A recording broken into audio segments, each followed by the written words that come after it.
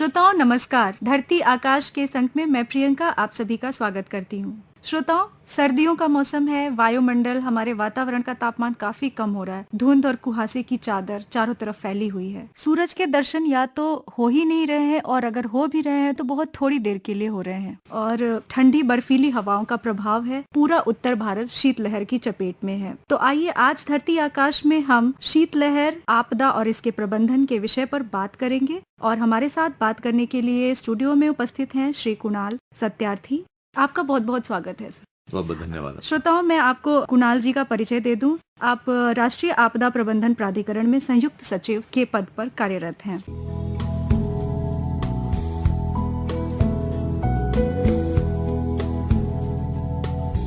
सबसे पहला सवाल कि किस प्रकार के ठंड को शीतलहर माना जाता है? शीतलहर का मानक क्या है? कोल्ड वेव या शीतलहर जो आप अखबारों में पढ़ रहे होंगे और फील भी कर रहे होंगे आजकल, उसका मानना यह है कि अगर प्लेन के इलाकों में, मैदानी इलाकों में टेम्परेचर 10 डिग्री से नीचे चला जाए तो शीतलहर बोलते हैं। पहाड़ों के इलाकों में अगर टेम्परेचर 0 डिग्री सेंटीग्रेड से नीचे चला जाए तो उसको शीतलहर बोलते हैं। एक पैमाना ये है नापने का।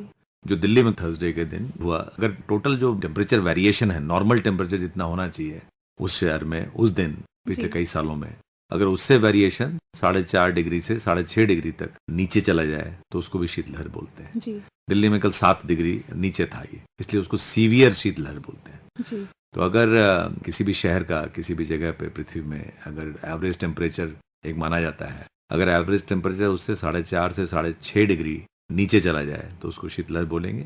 और अगर 6.5 डिग्री से नीचे चला जाए एवरेज टेम्परेचर तो उसको सीवियर शीतलहर बोलेंगे। तो कल दिल्ली में सीवियर कोल्ड वेव का सिचुएशन था और बहुत सारे नॉर्थ इंडिया के इलाकों में। तो ये पैमाने हैं इसके नापने के, और भी हैं, बट मोटा मोटी यही है कि 10 डिग्री से नीचे अगर प्लेन में चला जाए और अगर 0 डिग्री से नीचे पहाड़ों में चला जाए और अगर वेरिएशन फ्रॉम द नॉर्मल जो मैंने बताया उस पर चला जाए तो उसको शीतलहर बोलते हैं। तो कौन कौन से राज्य भारत के शीतलहर की चपेट में मुख्यतः आते हैं? सबसे ज्यादा तो हिमालय के जो पहाड़ी राज्य हैं, जैसे जम्मू कश्मीर, हिमाचल प्रदेश, उत्तराखंड, इसमें शीतलहर का बहुत प्रकोप होता है।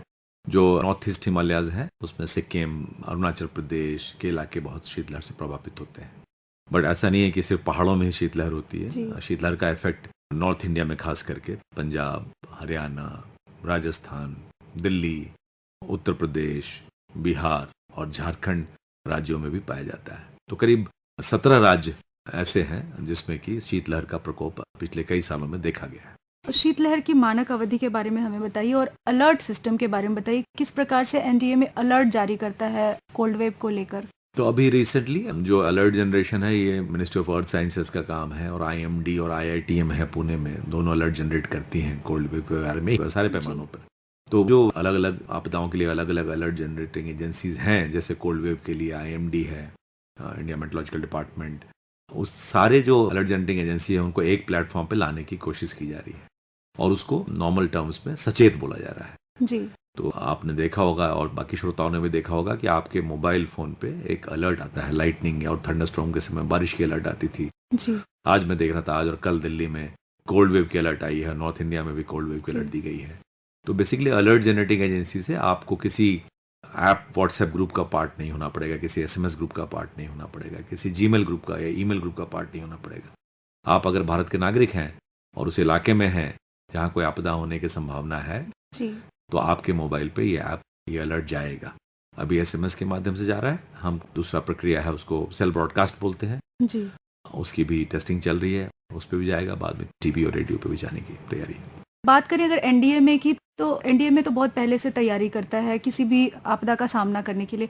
तो कोल्ड वेव के लिए किस प्रकार से तैयारी की जाती है? तो कई तैयारियां इसमें की गई। अच्छा सवाल आपका। तो एनडीए में इस बात को मानते हुए कि कोल्ड वेव एक आपदा है और एक मुश्किल है लोगों के लिए, 2021 में एक गाइडलाइंस बनाया एनडीए में पहली बार 2021 में। उसमें निर्देश है कि जो राज्य हैं या जिला स्तर पर किस तरीके से कोल्ड वेव को कम मिटिगेट करने के लिए या प्रिवेंट करने के लिए, कोल्ड वेव अगर हैं तो हैं, सो कोल्ड वेव का मिटिगेशन और प्रिपेयर्डनेस के लिए किस तरीके का एक्शन प्लान बनाया जाए। तो ऐसी गाइडलाइन कोल्ड वेव की एनडीए ने निकाली 2021 में। उसका अनावरण किया गया माननीय गृह मंत्री द्वारा और बहुत सारे राज्य और बहुत सारे जिले अपने कोल्ड वेव का एक्शन प्लान बना रहे हैं।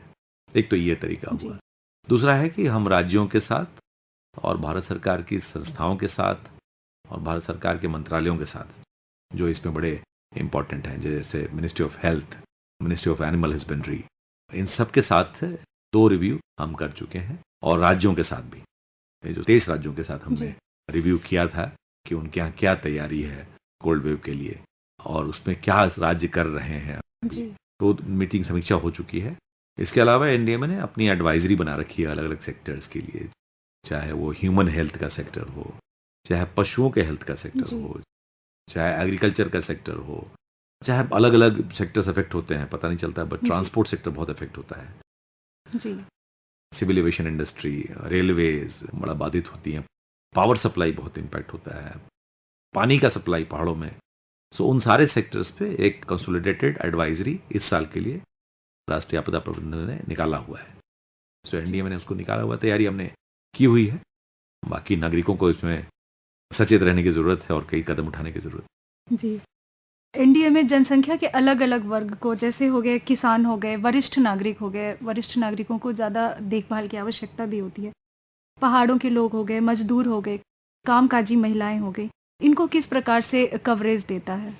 सो इसमें बड़ा ज़रूरी है आपको ये समझना कि जो 17 राज्यों की मैंने बात की जहाँ पे कोल्ड वेव का शीतलहर का प्रकोप होता है, वहाँ पे करीब 90 करोड़ से ज़्यादा आबादी रहती है और हमारे लिए बड़ा कंसर्न है एनडीएमए में और भारत सरकार के लेवल पे कि जो बुजुर्ग हैं 60 साल से ऊपर के या 10 साल से कम उम्र के बच्चे हैं या महिलाएं हैं या जो लोग, हम तो अंदर रह सकते हैं कमरों में और गाड़ियों में, बट जो लोग बाहर अपने आजीविका के लिए जाते हैं सड़कों पे, चाहे वो फल बेचने वाले हों, सब्जी बेचने वाले हों या कंस्ट्रक्शन वर्कर हों जो बिल्डिंग बना रहे हैं, सड़क बना रहे हैं, उन पे ज़्यादा इफेक्ट पड़ता है।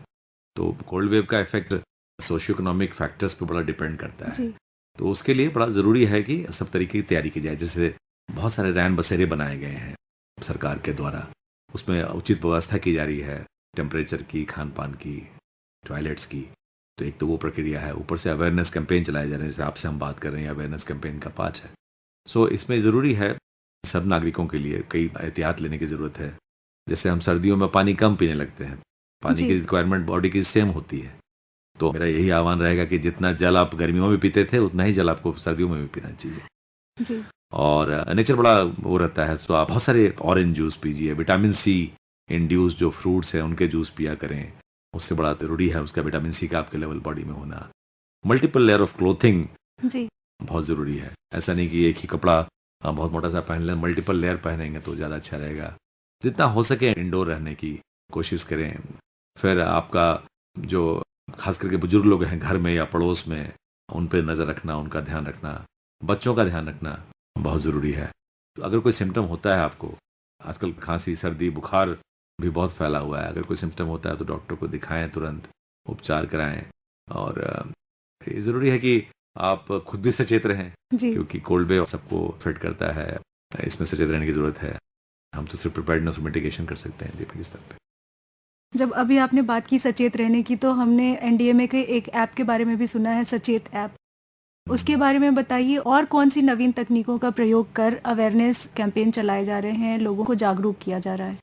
जैसे हम सारे मोड्स ऑफ कम्युनिकेशन का इस्तेमाल राज्य भी कर रहे हैं, जो राज्य कोल्ड वेव अफेक्टेड हैं वो राज्य भी इसमें काफ़ी जागरूकता फैलाने का काम कर रहे हैं। बट जो एनडीएमए में हमने आपको बताया है कि आपको किसी ग्रुप में सब्सक्राइब करने की ज़रूरत नहीं। अगर आप नागरिक हैं तो माननीय प्रधानमंत्री महोदय और गृह मंत्री महोदय बोलते, जब पहली बार अर्ली वार्निंग किसी चीज़ का फोरकास्ट निकलता है तो जब देश में मालूम चलना चाहिए तो लास्ट नागरिक को भी मालूम चलना चाहिए। तो ऐसी प्रयास की जा रही है कि लास्ट माइल कलेक्टिविटी हो और जल्दी से जल्दी अच्छी हमारे यहाँ अलर्ट जनरेटिंग एजेंसीज हैं, अर्ली वार्निंग सिस्टम्स भी हैं, बट उस लास्ट बंदे तक पहुँचना चाहिए।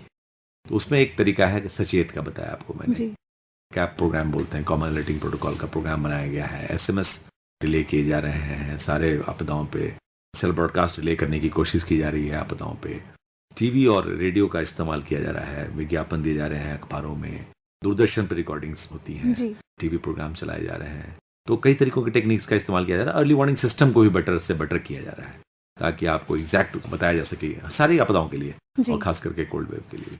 जी कुणाल जी, हमारे पास समय की कमी है और कार्यक्रम समाप्ति की ओर बढ़ रहा है, तो चलते चलते हमारे सुनने वाले, हमारे श्रोताओं को आप क्या कहना चाहेंगे, क्या संदेश देना चाहेंगे? तो मेरा तो एक आह्वान ये रहेगा सारे नागरिकों से कि बहुत आपके पास ऊनी कपड़े, गर्म कपड़े घर में पड़े होंगे और ऐसे लोग हैं जो निम्न तबके के हैं, जो मिलेंगे अपने समाज में, अपने जीवन काल में, ये समय अच्छा है जब आप डोनेट कर सकते हैं अपने वार्म क्लोथिंग को जी। उन लोगों के लिए जिनके इस्तेमाल हो सकता है आपके अलमारी से और बक्से से। बेहतर है कि किसी के तन पे वो किसी की मदद कर सके। तो एक आह्वान ये रहेगा सारे RWA से, सारे सिटीजन से, जो कर सकते हैं, सक्षम है, जी। वो अपने मदद करें उन नागरिकों का। पहला ये। दूसरा, जैसे मैंने पहले बताया कि आप कम से कम बाहर निकलें जब कोल्ड वेव का अलर्ट होता है या सीवियर कोल्ड वेव का अलर्ट होता है, तो जितना कम हो सके उतना बाहर जाने का प्रयास करें। तीसरा, अपने आप को जो पानी और फल और जूस की बात मैंने की, वो आप ज़्यादा से ज़्यादा इंटेक रखें। गर्म पदार्थों का ज़्यादा बार बार रेगुलर, बड़े सारे हमारे देश में ट्रेडिशनल तरीके के बनाए जाते हैं, जी। उन सबको आप ग्रहण करें क्योंकि बहुत ज़रूरी है पानी का रखना आपको। और दूसरा ये भी नज़र रखें कि अगर आपके ऊपर इसका प्रकोप पड़ ही गया, आप कहीं बाहर जाना ही पड़ गया आपको, तो आप तुरंत अपने आप को सचेत करें। और अगर सिम्टम्स डेवलप होते हैं हाइपोथर्मिया के या कोल्ड फीट के या फ्रॉस्ट बाइट के, तो जी। आप तुरंत अपने निकटतम जो चिकित्सा केंद्र है उसमें जाएं और डॉक्टर से संपर्क करें, क्योंकि जानलेवा हो सकता है सडन इफेक्ट ऑफ फ्रॉस्ट या कोल्ड वेव। जी। तो एक और रहेगा कि जो पशु आपके पास हैं, कई बार हम उनको खुले में छोड़ देते हैं बांध के, जी। चाहे आपके डोमेस्टिक पेट्स हों या गाय हो, उन सब का आप ध्यान रखें। उनको भी उतनी ज़रूरत होती है कोल्ड वेव से बचने की जितना हमको ज़रूरत होती है। सो उनके लिए भी शेल्टर का प्रावधान करें। आजकल उनको भी कपड़े पहनाने पड़ते हैं, तो पहनाने की कोशिश करें। उनके भी खान पान का ध्यान रखा जाए। सो बाकी डिपार्टमेंट से रहेगा, पावर कंपनीज खास करके बहुत अच्छा काम कर रही हैं। जी। जितना हो सके पीक आवर के समय पावर सप्लाई करने की कोशिश की जाए, बिकॉज गर्म रखना बहुत ज़रूरी है। एक और रहेगा कि जब आप इलेक्ट्रिकल इक्विपमेंट्स का प्रयोग करते हैं घरों में, तो बहुत हादसे होते हैं। कई आगजनी की घटनाएं बढ़ जाती हैं इलेक्ट्रिकल हीटर से। उनको बंद करना, उनको सही तरीके से इस्तेमाल करना। कोयले का इस्तेमाल, जी। इस सीजन में हमने ये भी पाया है कि कोयले के जलाने से बंद कमरों में कार्बन मोनोऑक्साइड पॉइजनिंग से लोगों की देहांत हुई है। सो जो आप हीटिंग के लिए इंस्ट्रूमेंट्स का इस्तेमाल करते हैं, साधनों का इस्तेमाल करते हैं, उस पर भी बड़ा प्रिकॉशन लेने की जरूरत है।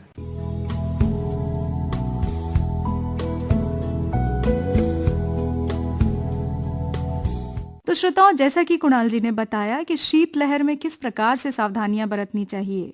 गर्म कपड़े पहने, कपड़ों की लेयर बना के पहने, पानी खूब पिए, घर से बाहर अनावश्यक ना निकले। साथ ही यदि आपके पास आपकी अलमारी में ऐसे गर्म कपड़े पड़े हुए हैं जिनका आप उपयोग नहीं कर रहे हैं, तो उन्हें जरूरतमंदों को दे दें। साथ ही अपने आसपास के पशुओं का, अपने पालतू पशुओं का भी ख्याल रखें। कुणाल सत्यार्थी जी, आप हमारे कार्यक्रम में आए, आपने इतनी अच्छी जानकारी दी, आपने इतना अपना